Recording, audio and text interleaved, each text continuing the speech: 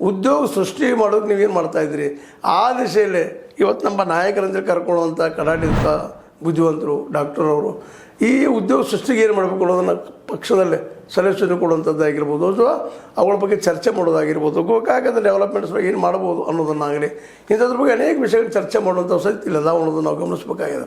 ಯಾಕಂದರೆ ಗೋಕಾಕದಲ್ಲಿ ಉದ್ಯೋಗ ಸೃಷ್ಟಿ ಇಲ್ಲ, ಅನೇಕ ನಿರುದ್ಯೋಗಗಳಿದ್ದಾರೆ, ಮಕ್ಕಳು ಪಾಪ ಹಾಗೆ ಅಡ್ಡಾಡ್ತಾ ಇದ್ದಾರೆ. ನಮ್ಗೆ ಇದು ಸಿಗ್ತದೆ ನಾಳೆ ಸಿಗ್ತದೆ ನೌಕರಿ ಅಂತೇಳಿ. ಮತ್ತು ಏನೋ ಒಂದು ಇಂಜಿನಿಯರಿಂಗ್ ಕಾಲೇಜ್ ಪರ್ಮಿಷನ್ ಸಿಕ್ಕಂತ ಹೇಳುವಂಥ ಒಂದು 2 ಡಿಪಾರ್ಟ್ಮೆಂಟ್ ಬಂದವಂತ ನಾವು ನೋಡಿದ್ದೀವಿ. ಆ ದಿಶೆಯಲ್ಲೇ ಇನ್ನೂ ಹೆಚ್ಚಿನ ಎಜುಕೇಷನ್ ಕ್ಷೇತ್ರದಲ್ಲೇ ಬೆಳವಣಿಗೆ ಆಗಬೇಕಾಗಿದ್ದು ಇನ್ನೂ ಆಗಿಲ್ಲ ಅನ್ನೋದು ಅಷ್ಟು ಸತ್ಯ. ಇಲ್ಲಿ ಏನು ಬೇಕು ಏನು ಬೇಡ ಗೋಕಾಕ ವಿಷಯದಲ್ಲ ಇವುಗಳನ್ನ ಓಪನ್ ಆಗಿ ಯಾಕೆ ಮಾಂತೇಶ್ ಕಾರಾಡಿ ಅವರು ಓಪನ್ ಆಗಿ ಚರ್ಚೆ ಮಾಡಿ ಅದನ್ನು ಶಾಸಕರಿಗೆ ಗಮನಕ್ಕೆ ಇಂಥ ಕೆಲಸಗಳನ್ನು ಮಾಡಿಕೊಡ್ರಪ್ಪ ಗೋಕಾಕ ಜನರಿಗೆ ಅನ್ನೋಂಥ ಮೂಮೆಂಟ್ಗಳು ಮಾಡಬೇಕಾಗಿದೆ ಇವತ್ತು. ಯಾಕಂದ್ರೆ ಇವ್ರಿಗೆ ಅಂತ ಅಧಿಕಾರ ಇಲ್ಲ. ಈಗ ಸಹಜ ಯಾರು ಕೇಳಿದ ತಕ್ಷಣ ಏನೋ ಶಾಸಕರಪ್ಪ ಶಾಸಕ ಕೇಳಿರ್ತೀವಿ.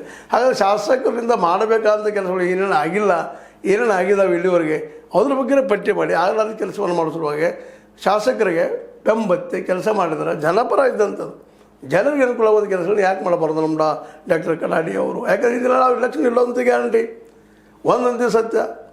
ಈಗಂತ ಹೇಳೋ ಪ್ರಕಾರ ಕಾಂಗ್ರೆಸ್ನಿಂದ ನಿಲ್ತಾರೆ ಅಂತ ತಿಳ್ಕೊಳ್ಳೋನು ಇನ್ನೂ ಟೈಮ್ ಸಾಕಷ್ಟು 2 ವರ್ಷ ಇಲ್ಲಂತಲ್ಲ. ಅದರ ಜೊತೆಗೆ ಕಾಂಗ್ರೆಸ್ನಿಂದ ಸಿಕ್ಕರೆ ಭಾಳ ಚೆನ್ನಾಗಾಯ್ತು. ಇಲ್ಲಪ್ಪ ಮತ್ತು ಯಾವುದೋ ಪಕ್ಷಕ್ಕೆ ಹೋಗಬೇಕು, ಇಲ್ಲ ಪಕ್ಷದರಾಗಿ ನಿಲ್ಲಬೇಕಾಗಿದೆ ಅಂತ ಅವ್ರ ತಲೆಯಲ್ಲಿ ಇರ್ಬೋದಿಲ್ಲ ಅಂತಲ್ಲ. ಯಾಕಂದ್ರೆ ಒಬ್ಬ ರಾಜಕಾರಣ ಹಂಗೆ ಇರ್ತದೆ, ಆ ಟೇಸ್ಟ್ ಹಂಗಿರ್ತದೆ. ಆ ದಿಶೆಯಲ್ಲೇ ಇವತ್ತು ನಾವು ಕಡಾಡಿ ಅವ್ರನ್ನ ಕೇಳ್ಕೊಳ್ಳಿದ್ದೀರಪ್ಪ ಈ ಮೂಲಕ ಅಂದ್ರೆ ಇದು ಒಂದು ಅವ್ರಿಗಷ್ಟ ಅಂತಲ್ಲ, ಇಡೀ ರಾಜ್ಯದ ಎಲ್ಲ ಶಾಸಕರಿಗೆ ಮತ್ತು